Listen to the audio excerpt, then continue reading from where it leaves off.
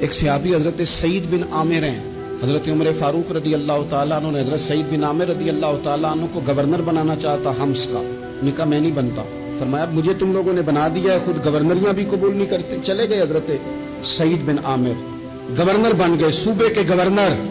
مال غنیمت میں سے کچھ زیادہ مال مدینہ شریف میں جمع ہوا تو حضرت عمر نے مختلف صوبوں سے غریبوں کی لسٹیں منگوائیں. حضرت سعید بن عامر کے صوبے کے کچھ خاص لوگوں کو آپ نے لکھا کہ تمہارے صوبے میں جو غریب ہیں ان کی لسٹیں بھیج دو. تو جب لسٹ آئی تو اس میں پہلا نام حضرت سعید بن عامر کا بھی تھا. کہا ہمارے گورنر کے پاس پہننے کو کپڑا کوئی نہیں، کھانے کو روٹی کوئی نہیں. حضرت عمر بیٹھ کے رو پڑے اور میں تمہارا گورنر بھی مسکین ہے. اشرفیوں کی ایک تھیلی بھر کے حضرت عمر نے بھیجی.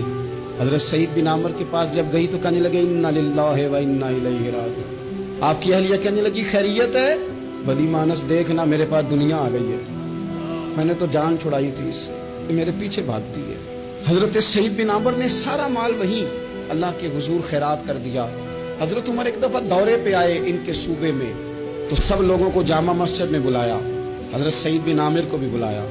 ابن الجوزی لکھتے ہیں کہ حضرت عمر نے فرمایا لوگوں تمہیں اپنے گورنر سے کوئی شکایت تو نہیں؟ تو لوگوں نے کہا 4 شکایتیں. ایک تو ہمارے گورنر صاحب جب شروع میں آئے تھے تو فجر کی نماز کے بعد ہی آ کے لوگوں کے بیچ بیٹھ جاتے تھے. اب اشراق چاشت کے وقت آتے ہیں، سورج پورا طلوع ہو جاتا ہے تو حضرت سعید بن عامر رضی اللہ عنہ آتے ہیں. اور دوسری شکایت یہ ہے کہ صرف دن میں ملتے ہیں، رات کو ملتے ہی نہیں. اور تیسری شکایت یہ کہ ہفتے میں ایک پورا دن ہوتا ہے ملاقات ہی نہیں کرتے. اور چوتھی شکایت یہ ہے کہ کبھی کبھی بیٹھے بیٹھے رونے لگتے اور بے ہوش ہی ہو جاتے. آپ نے ایسا شخص گورنر بنا دیا جو دیوانہ ہے. حضرت عمر نے بلا لیا، قریب بیٹھے تھے، کہا دے سوالوں کے جواب. گردن جھکی ہوئی ہے، عرض کرنے لگے امیر المومنین میں نے تو پہلے ہی کہا تھا میں گورنری کے قابل نہیں. فرمایا اب تو منصب تمہارے پاس ہے، تمہیں جواب تو دینا ہے. حضرت سعید بن عامر کہنے لگے حضور 4 میرے ساتھ مسئلے ہیں. فرمایا کون سے؟ حضرت سعید بن عامر کہنے لگے آپ سوال دہرائیں میں جواب دیتا ہوں. آپ نے فرمایا سعید لوگ کہتے ہیں پہلے تو سویرے آ جاتا تھا، اب تو اشراق چاشت کے وقت آتا ہے. گردن جھکائی، سناٹا چھا گیا محفل پہ. تھوڑی دیر کے بعد سار اٹھایا تو داڑھی پہ آنسو گر رہے تھے. فرمانے لگے حضور میرے گھر میں خادم کوئی نہیں، بیوی بیمار ہو گئی ہے. میں نہ سویرے اٹھتا ہوں، آٹا گوندتا ہوں، روٹیاں پکاتا ہوں، گھر میں جھاڑو دیتا ہوں، باہر آنے میں دیر ہو جاتی. پہلے جواب پر ہی لوگ رونے لگے، آنسو نکلنے لگے. حضرت عمر رضی اللہ تعالیٰ عنہ بھی روئے. پھر فرمایا کہ سعید تو دن کو ملتا ہے تو رات کو کیوں نہیں ملتا؟ اپنی داڑھی پکڑ لی.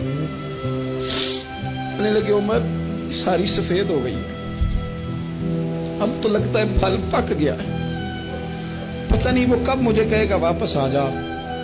میں نے نہ دن مخلوق کے لیے رکھا ہے، رات اپنے رب کے لیے رکھی ہوئی ہے، مجھے تکلیف نہ دی جائے.